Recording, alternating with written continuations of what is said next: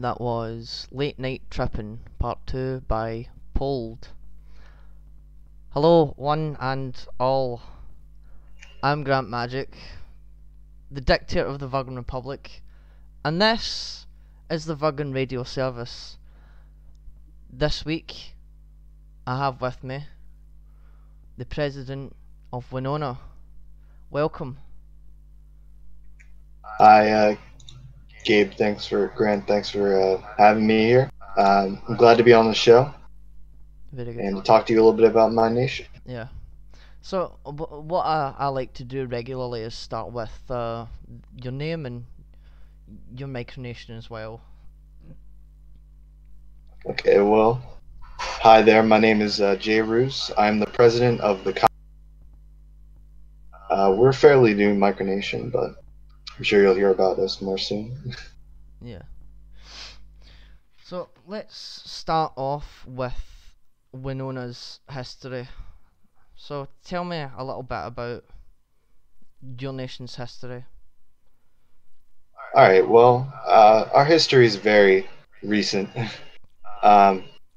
About 3 months ago, me and some friends decided to think about starting a micronation, and it seemed like a very interesting idea. It's something that we had not seen before, especially around where I'm from. So I found a community on the MicroWiki forums. I don't know if you're familiar with it, but I personally am not. I didn't know that existed, but please do continue. yeah, it's a community of people normally from the MicroWiki. It's sort of a Wikipedia for micronations. I thought that was an interesting concept. So I posted on there a few little details about my micronation, which at the time was known as the Federation of the Eastern Shores. It was called this due to our location in sort of a coastal region of the United States, and our connection to a fishing economy. So we thought the Eastern Shores was an appropriate name. Later, our name was changed to Shoresia, the federal state of Shoresia, keeping with that federal federated theme. I also was involved with a website known as Nation States. You may or not be familiar with that as well, but it's sort of a nation-building experiment online between many individuals to build a nation, and it's mostly simulationist. Now, at this time, I was not really certain of everything about micronational building, and I thought it was just some sort of big simulation experiment. However, that was not the case, and I became more interested in the realistic approach to it. So we started off as the Federation of the Eastern Shores, created a few pages for our nation, a Twitter account, and began to get involved with the community.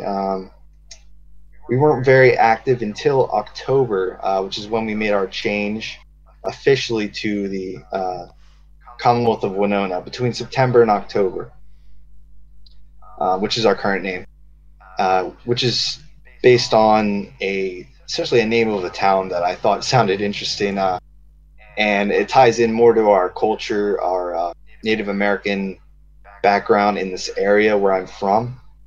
And I thought it would be an interesting cultural tie to relate our nation to regarding freedom, liberty, most of the things that we stand for. So that's a little background. Excellent. Very good answer. Now, I'm under the understanding that Wenonah, or the Commonwealth of Wenonah, has a very diverse and complex governance system. Can you could you enlighten me on that? I'm sorry, I didn't hear the last part of your question. I'm under the understanding that the Commonwealth of Wenonah has a very diverse and complex governing system. Ah, yes. Could It's you enlighten me actually on not that? that complex. It's pretty simple. Essentially, we are a direct democracy, meaning that most of our power comes from the people. Citizens have the option to propose bills, vote on legislation. They make up a citizen jury for criminal offenses, and partake in referendums. So they basically do the job that the United States Congress does in their everyday. But we give that power to the people. So that forms the what we call the Free Assembly of Wenonah, which is essentially the collective group of citizens involved in their government and the current legislation and If judiciary systems. if I can cut you off right there, that sounds very much like what the Romans did when they had the tribune of the plebs. Would I be correct in No, that? it's a little different. All right. It's more modernized, and we make sure that there's no corruption involved with this. The only people, everybody is invited to partake in government affairs. However, we need to make sure that you've been a citizen for an extended period of time, and that you're willing to express logical ideas and bring forth reason into your decisions. Right. If you can continue on the rest of your governance system. Sure. So a large aspect of our government is our economy. Personally, I'm for a free market economy. That ties into most of our philosophy when operating as a government system, right? So we don't want to influence the economy if we don't have to. We want to leave it up to the individual, to the up and coming business, to the entrepreneurs, to involve themselves as much as they can with the economy, to have free trade, bartering of goods and services. Sorry. That's all right. Keep going. We to tie into that, we don't have a central bank. So most countries have, in the United States, we have the central bank. We print money, paper money that isn't worth anything, and it's kind of ridiculous. It's not even backed up by gold or silver, really. So we want to make sure that our transactions have something behind it, something backing it up. So that's why we promote bartering, the trade of goods and services. We're big proponents of altcoin and the up and coming Bitcoin and related altcoin culture that we have. I see in probably 10 to 20 years from now, much more people are going to be involving themselves with altcoin and purchasing things instead of using paper money that's not worth anything. Something that has something better behind it, a better motive. And also, besides altcoin, we also promote trading of actual things with monetary value, like gold and silver. Some might say that's a little bit barbaric, but we see it as a fair way and the right way to pay for things. If you want to pay for something, you should have the amount of money required to buy it. Absolutely. I want to now move on to what Wenonah's ultimate goals and aspirations of a nation are. What is Wenonah's ultimate goals, and what does it strive to achieve? So the Commonwealth of Wenonah is based on the aspiration of social and economic freedom. Um, some might say that we're entitled to so much in today's, that we have everything we could possibly need, and that's simply not the case. We live in a very authoritarian world where the government has control over us, control over what we say, what we do, how we buy things, how we live our daily lives. Things like gun control, uh, restrictions on trade, um, restrictions on free speech are all impeding on our natural given rights. It's highlighted in the Constitution of the United States that we are entitled all of these rights naturally. They can't be given by a particular government, right? So we believe in that ideology. We buy into that a lot, and we want to promote a society that is truly free and truly full of liberty in a somewhat authoritarian society. Like I said, our motto is "In licentis redditus sumus," which means in freedom we are reborn again. Essentially, this means that through promoting actual freedom in our society, I think that we can make the world a better place.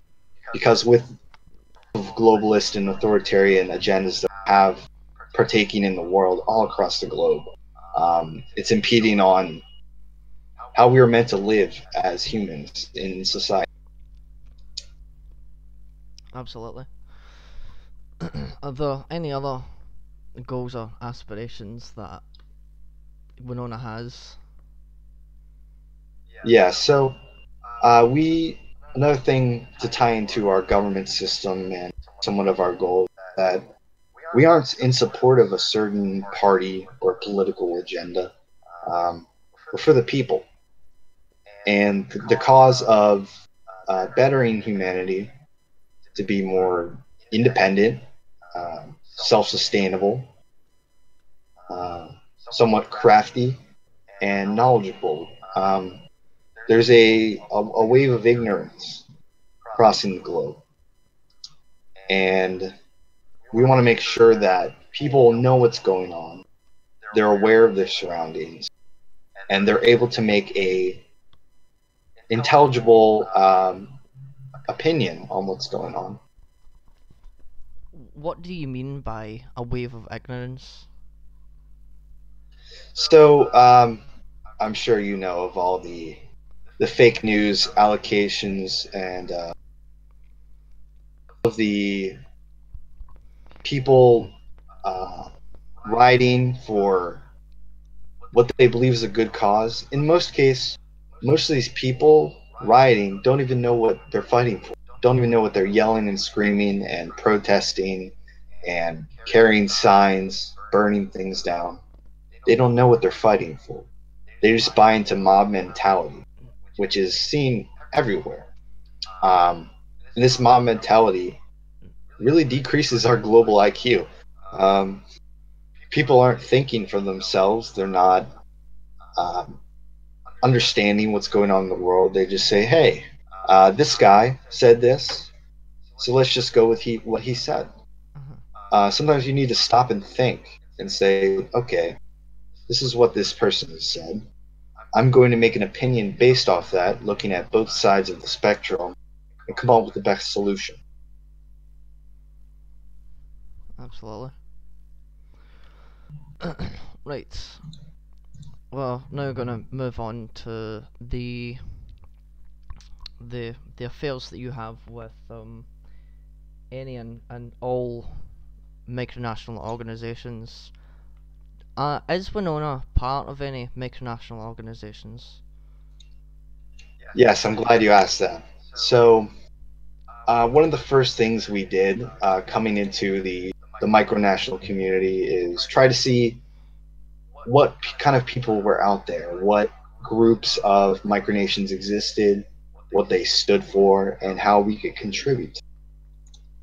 One of the first nations we looked into is called the League of Micronations. They're an internet micronational organization, which is primarily tasked with promoting cooperation, order, peace within the micronational community, which is pretty common with other organizations. Um, they're actually one of the biggest and most active organizations. I think they have around over 85 members and observers. They've been around for quite a while, and so we found them. We joined one of their Discord. Um, there was a pretty large community in there. The only problem with them is they're a much less mature community than what we're looking for in Wenonah. Most of the people were, younger kids, and they did not really possess the maturity that was needed to really run a micronational organization smoothly. There were a few that gave their input, and I enjoyed talking to thoroughly. I believe we joined them towards the beginning of September, and we only stayed for about a week. Uh, not a very long time, No. but it was really enough to get a feel for it, and it was both a educational thing, and a good thing and a bad. We met a lot of nations that we still talk to today, and I probably would not be here speaking to you right now if I joined. So after leaving the League of Micronations, we were somewhat nomadic in our micronational involvement. We didn't really know who to go to next. We found a couple on Twitter. So Twitter provided a very good platform that we were not aware of, that so many people were on Twitter having to do with micronations. We found people such as you, Grant. New Westphalia was a big part of that. And really growing our Twitter platform, understand better the size and the scale of the amount of effort that people put into their micronational involvement. One of the first groups we joined on Twitter was Meg. You're very familiar with that. Indeed. Yeah, the National Emergence Group. And I was one of I wouldn't say I was a first member, but I was involved pretty early on. I believe that was formed towards the beginning of September. Yeah. So we became close with many of the nations in that. The Molucca, Sartonia, New Westphalia, yourself, Caledonia. And that allowed us to get a better feel for people elsewhere from the United States, because I'm located on the eastern seaboard, and there aren't many micronations here, which was kind of surprising. There's a few north of and some south of me that are actually involved that I speak to now, but not many people that I could get involved with. So it was good to expand globally, see what was going on elsewhere. So we found you guys within the United Kingdom. Yeah. Other people like Agalonia, I believe, is in Eastern Europe. So that was good to get a feel for that and what people from different aspects of society thought. So Meg, we were involved for quite a while. I'd say probably September. And then I became involved with Victorium. And Victorium, he's been a previous guest show. Yeah. I like him very much. He's a smart guy. He has a lot of good ideas, and I like what he has to bring to the table. And one of those things that he did bring to United Sovereignties, which is our current micronational organizations, if you don't mind. I like to plug it a little. That's alright. So the United Sovereignties, we're the creme de la creme. All right, I don't think that's a right saying, but I'm gonna use it. Uh, So we are, I believe that we are a pretty good micronational organizations yeah, compared to others. We seem to to be a pretty mature community. Most of our goals are based towards maintaining integrity in the micronational community, helping new micronations, um, making sure that things are running smoothly, and keep others updated on what's going on. So I joined, I believe the United Sovereignties was towards the end of September, beginning of when I was invited by Victorian to join. We were very small in numbers. It was me, Victorium, you, New Westphalia joined later on, and also Yunnan. uh, And the then many others joined, yeah. well, Um, speaking of the use of, I'm under the understanding that Yusuf had the pleasure of taking out a recurring theme. Catan is a sad excuse for a micronation. Catan is essentially a money laundering scam run from supposedly the United Kingdom. We have reasons to believe that they're actually from the United States, but I digress. They promote themselves as being from the United Kingdom. Yeah. They're run by a man by the name of James Clausen White, who is somewhat of a trickster himself.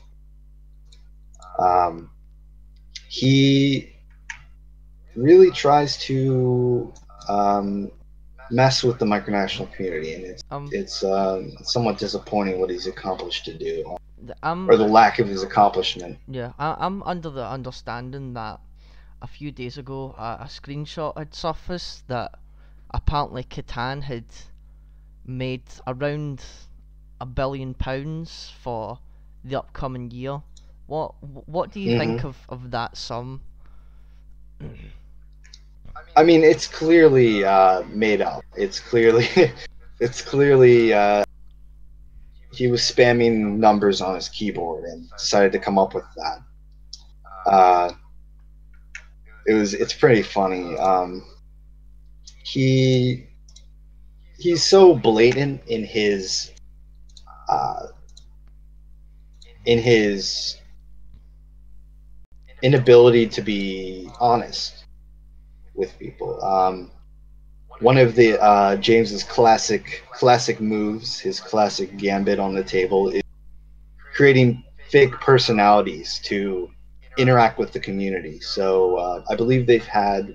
Do you know how many prime ministers they've had? Oh, since I've joined, it's been since the Virgan Republic came into the community. I'm pretty sure it started off with Abigail Barnett, who turned out to be a big fake, and then there was Henry Mm-hmm. White, who was in power for at least a week.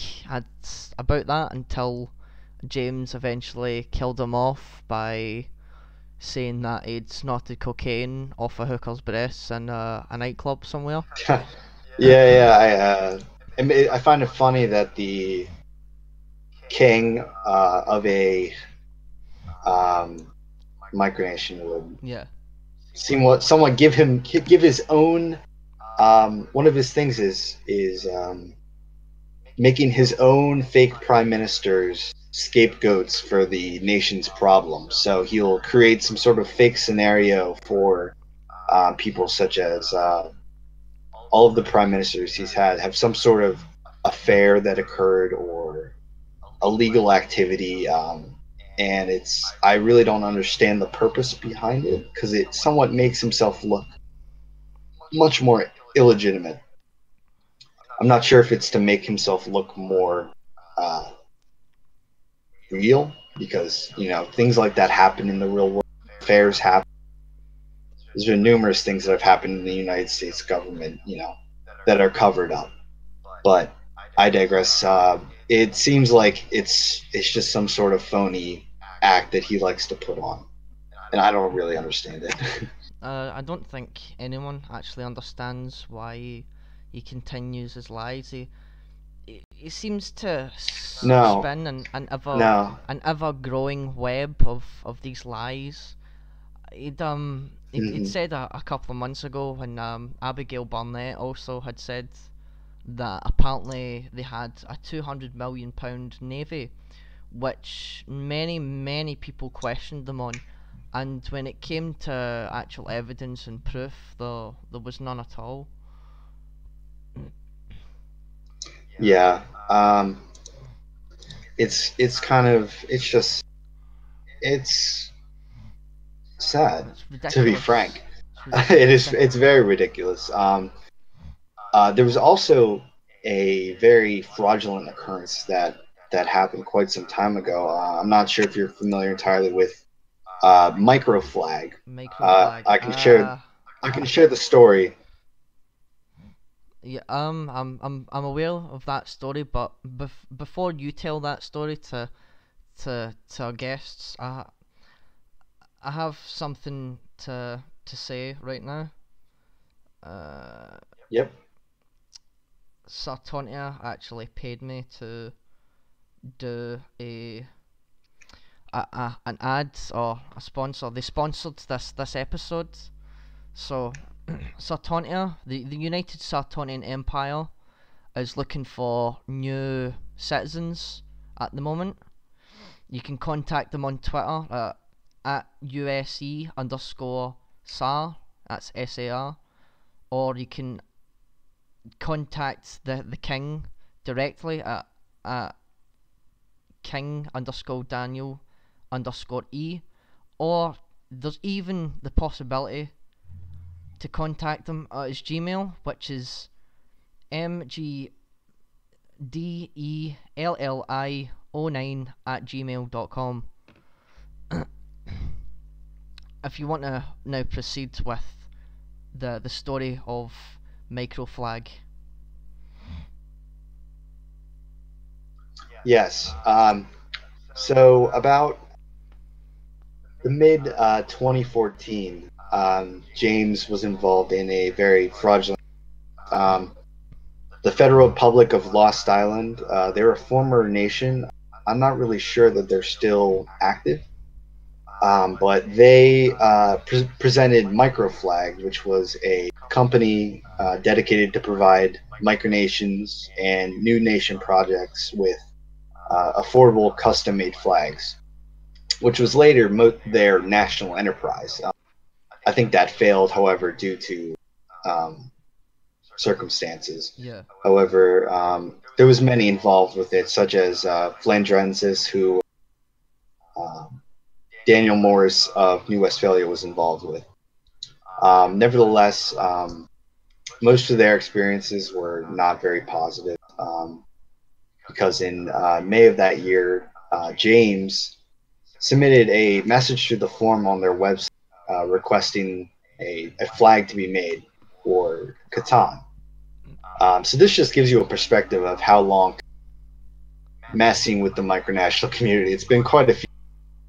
Um, so the payment was only supposed to be for $20, not a very hefty sum for a quality flag. And Um, might I point out and the millions of pounds that he claimed at that time as well, so he had absolutely no problem in paying that $20, did he?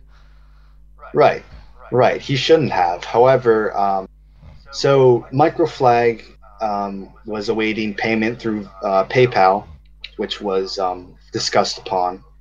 And James said that he would send a check from his bank via post. And after some time, Microflag said they essentially said, "Okay, whatever, sure, we'll accept it."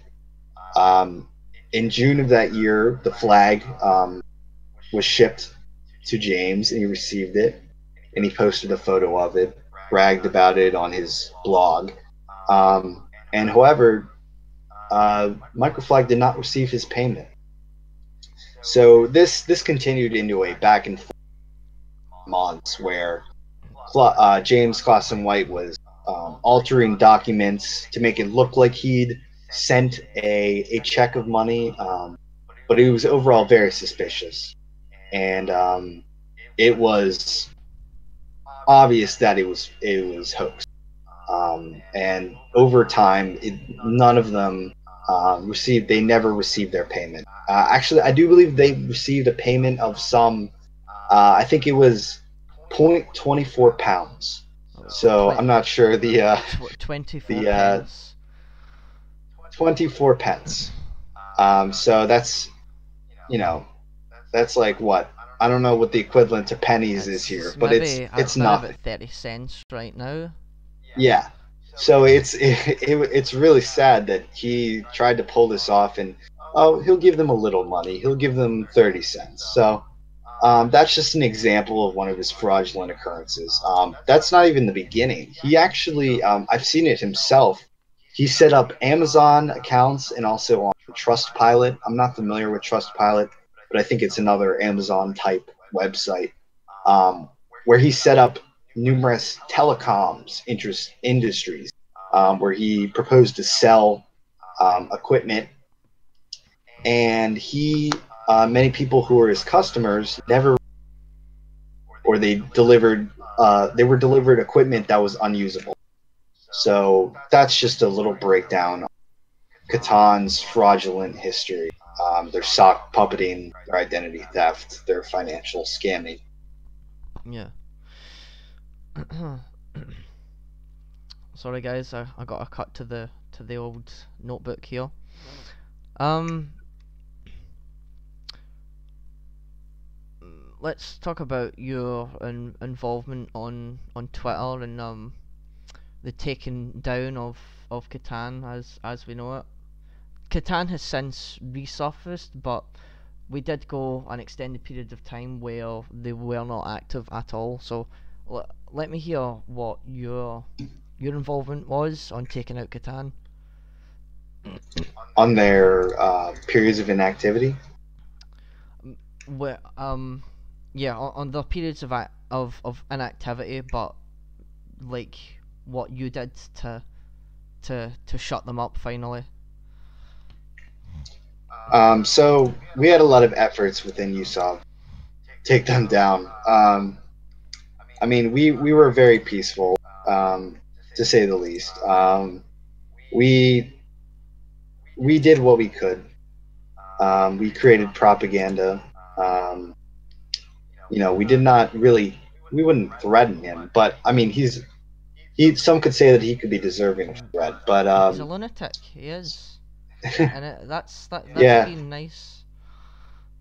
yeah, yeah. It doesn't seem like he made a lot of intelligent decisions. So um, we created a campaign against Catan, promoted it on Twitter, and we were surprised that a large amount of people supported us. There's numerous nations within USOV, within MEG, just on Twitter in general. To point out a few, Faro, they're a fairly large nation, and they supported us.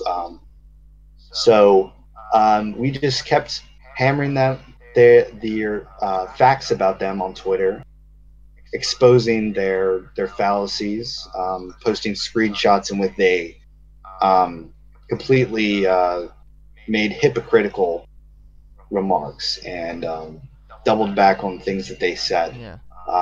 And in addition to this, we reported their accounts for fraudulence, and we were actually successful for a time. I actually, I think it was during mid-October when I received a notification on Twitter had reviewed my claims on the um, illegitimacy of Catan, and they had suspended the account. Excellent. So the account was suspended for quite some time. However, it seems to be back. They haven't said or done much since they've came back, though, have they? Right, They and I could think just be that's due to the waiting. fact that we know their policies. We know that they're lying, and I think that we pressured them enough that he actually, because essentially the Nathan, that he has somewhat succumbed to our pressure. Yeah. Let's go back over the. You said earlier that you were part of the Mega, the Micronational Emergence Group. Tell me about Yes. Wenonah's involvement with that. So Meg wasn't a very active organization from what I saw. I mean, the It primary has goal of died Meg, from now, what? and Sorry, what was that? yeah, the Meg has died now, and some nations like New Westphalia point out like the exact perpetrators of its quietness and why it's quiet, but like what do you think? Why do you think it went quiet? Well, from what I saw, I most of the people that were involved with Meg actually came over, which essentially during the beginning of USOV, I kind of refer to it as Meg, uh, because most of the people involved with the United Sovereign of Meg, and Discord seemed like a better outlet for individuals to discuss. Right, Meg was primarily on Twitter. Um, Twitter DMs have their own problems, and Discord just worked out better for us. We were able to voice chat, to you know, to speak in a more formatted way, and to for things to be more organized. I think it was about organization in Yeah. general, and there was more organization within the United Sovereignties thanks to Gabe from Victoria, which was Victoria. last week's guest. Yes, Uh, so that was pretty much my involvement with Meg. I was really Wenonah. Everybody involved with Wenonah, we really just stood by Meg and we supported um, up and coming micronations. I mean, we already kind of side of the Meg. When we'd see a new micronation, we'd go to them. We'd invite them to have a diplomatic relationship to talk to us about how they were doing, what their ideologies were, and to compare them, possibly give our advice. Absolutely, that's very good. Just a heads up to the live audience. In about 5 minutes, I will be starting questions from you guys to Jay. So get typing those comments. While we're waiting for that, let's go back over Wenonah and is there any current projects that Wenonah has going on right now? Yeah, we have quite a few. So I'm somewhat of a sports guy myself. I know we had an argument, I think, yesterday about football versus football. Yeah, yeah, um, so one of my philosophies within micronations is be serious, but also have fun. I like to, we're not simulationists. We have real goals in this, but to get along with the somewhat stress of everyday life, it's good to get involved in fun things. And one of those things was starting our own American football team. Um, so that's somewhat of an only.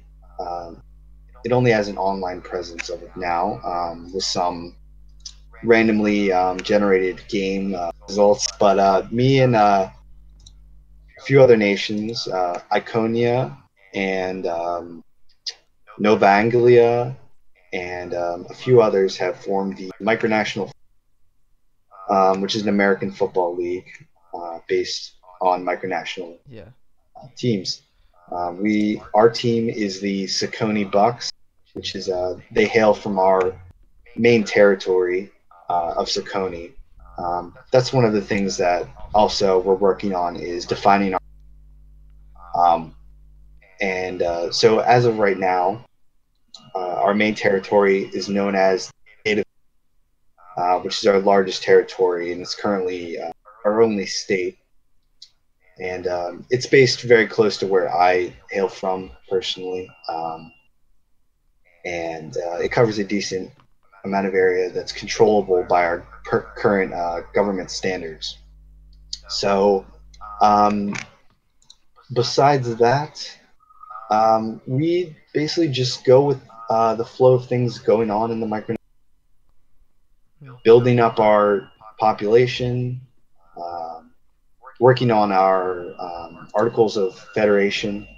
That's something I've been working on for quite some time, defining our what is essentially our constitution, and that's taken quite some time to work out all the little nitty gritty parts of it and make sure that it's perfect to be released to the public. Absolutely. What about infrastructure in Winona? Farming or factories or even just building an outhouse? Yeah, so with the winter season approaching, we have certain areas within we're planning to develop agriculture further, um, possibly create some sustainability for our citizens, producing our own crops, and with what we don't need to provide for our nation, we can sell to others for a reasonable profit. I'm a big fan of self sustainability and farming. My family has done it in the past, grown food and prepared it, and most of what was on our plate was stuff that we'd grown ourselves.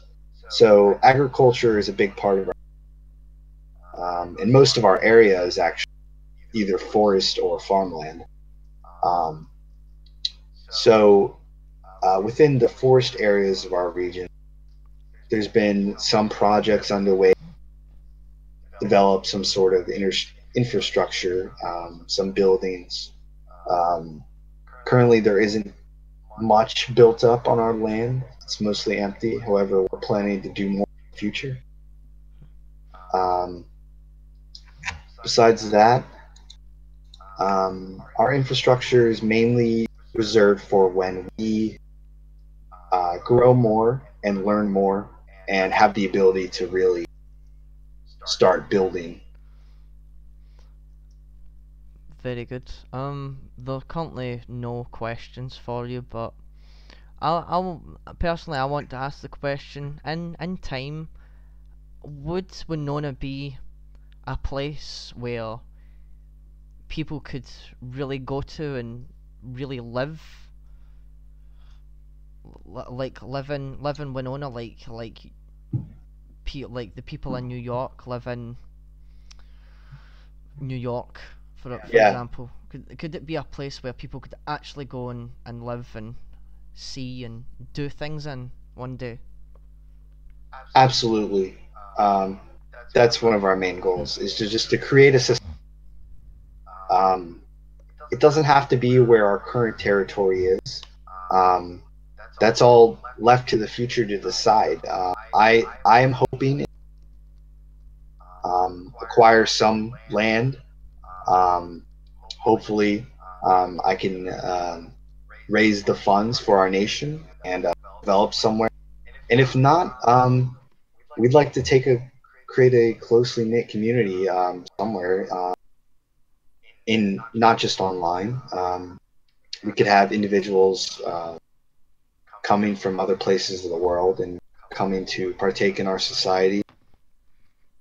That's really where we're hoping to go. And it could Winonan citizenship be a real? Do you feel like Winona could be part of? I don't want. I'm not gonna say it would never be part of the UN, but excuse me, would never be part of the UN. But Well, could Winona? Do you feel like Winona one day could be part of the UN? Do you think that could be possible, that your nation could be recognised by the rest of the world? well, see, my response to that is why should we? Why should we have to be recognized such as the UN in order to be a full-fledged sovereign state? I believe that as long as you have a group of people with an idea and you have somewhere to call home, you can be a nation. It's outlined in the Montenegro Convention, I believe that's the name. Correct me if I'm wrong, but within it, it states as thus what I essentially just said. A micronation consists of land and people and an idea. So um, I don't think we have to be right to be what we strive to be. It would be nice to get recognition from at least some sort of nation to understand that other people are agreeing with our cause. But with the way the world works now, um, I don't see that other people would really like the idea. I saw a tweet on Twitter currently, tweeted it.